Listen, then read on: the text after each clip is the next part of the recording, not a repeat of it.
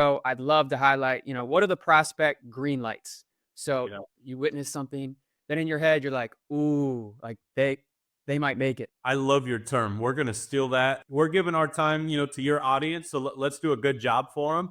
Jacob, there to us, and I think this is why maybe we've had, some great success with pre-draft guys or young guys in the NBA. We break it down into two categories: skill sets, right? And intangibles. So I want to go through the skill sets first really, really quickly. And I'm going to keep it very simple.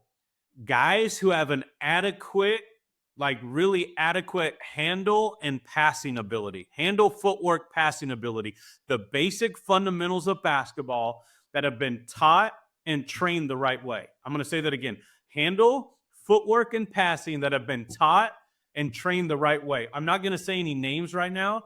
A couple guys I get to see a lot in the league I don't work with, they're struggling year 2 and 3 in the league. One's a year 3 guy, one's a year 2 guy. So much of their decision making, their skill work on the court would be better if their handle, footwork, and passing was more precise. If they dribbled the ball a certain way, because we all make fun of them now. The Instagram trainers who have 9 million ball handling drills, a cone, a freaking balloon, a spatula, whatever the hell they got out there doing all these drills. These guys haven't been taught to train their handle and train their footwork and train their passing the right way. So that's a huge green light. When I see a player with that level of precision, that's huge for me. The second one is being able to shoot the basketball. We talk about it all the time in our group. That's one thing, probably one of my strengths as a coach, is teaching guys how to shoot the ball better. That's why the Sixers brought me out as a consultant for 2 years to help guys shoot the basketball better.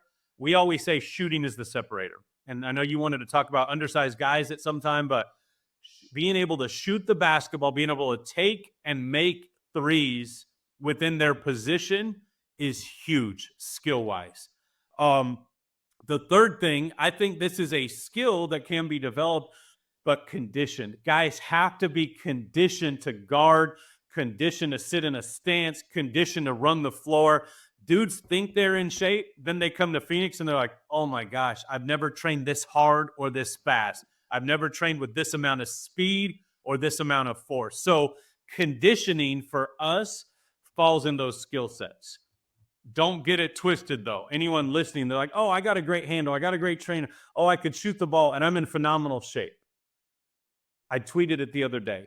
If you're not one of these genetic freaks or have the right dimensions, you got to have a certain – if you don't have all that, there are very, very, very few 6'2" Hall of Famers like Dame Lillard, 6'2" top 75, 6'2" Kyrie Irving, 6'3" Steph Curry's. Very few Fred VanVleets. So you could have the skill sets, but very, very few of those, which leads to the second part, the intangibles. Man, right now, going back to what I said, there's a crisis of confidence. And not just guys who have a false confidence or fake it. They're not as good as they think they're delusional. But some of these dudes really don't believe in themselves. They really are fearful. The question I get so much from these young guys who are highly ranked, the dudes you're watching and tweeting about, these dudes don't have a level of self-belief. And I think a lot of it goes back to what you just said. The length of their career, the time frame of, them getting anointed has been so freaking fast. They haven't gone through the adversity. A lot of guys I've worked with, Dame Lillard, 4 years in college, Mikel Bridges, CJ McCollum, all these dudes have been in college for multiple years and went through some of that stuff and figured it out. So, one, their confidence. Two, here's what I've said, and Dame has actually been big on this year with the Bucks. He's like, I'm willing. Are you a willing player? Willing to get out of your comfort zone? Willing to watch film? We had a guy in the pre-draft process last year. I had 6 dudes in pre-draft. I told them they all have to watch a certain movie before they're allowed to come back and work out. They weren't working hard enough. I was like, I want you to see what you're fighting for.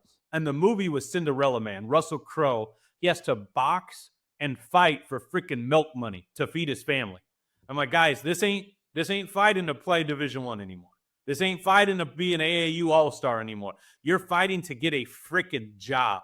So I want to know who is willing to fight. Those guys who are willing to fight and do the extra, it's easy to be like, oh, yeah, that dude has a chance. Oh, yeah, that guy's going to make it. And out of 6 of those guys, 1 dude didn't watch it, which was crazy. And so, like, we address it with those guys. So, like I said, confidence, a willingness, and then the third part, which is this is like deep for me, and I think it's really, really good for you and these listeners, the ability to sustain and follow through.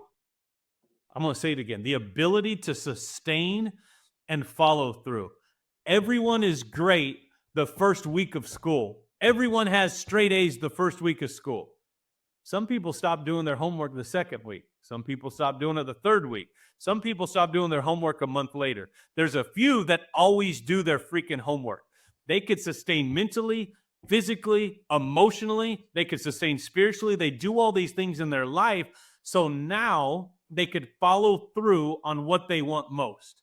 A guy I've got to know lately, I'm super proud of him, super impressed with him. He's been watching film with me, Keyonte George. He came to Formula Zero a couple years ago, played against the Bucks this year, and he's like, Phil, I want to know how the game slows down for guys like Dame, when they know to impose their will. And you know what Keyonte George has been phenomenal at? Sustaining and following through. He has not missed 1 week of film yet. If he said he's going to do something, he's going to do it. So you want to talk green lights, and obviously I get passionate and fired up. Show me the guys who have a true level of confidence and self-belief. Not the fake one, not like I'm going to scream and yell to the camera at the AAU event, but when I'm playing against old boy who's a hungry dog and only 2 stars, I ain't bringing it. Or my ankle hurts. That ain't real confidence. Show me the guys who have a willingness to be coached and hear the truth, a willingness to do the extra, a willingness to be like, hey, like, why am I watching this movie? Why am I reading this book? But I'm gonna do it because I know very few are. And then, like I said, that last one, who could sustain? Like, you want a green light?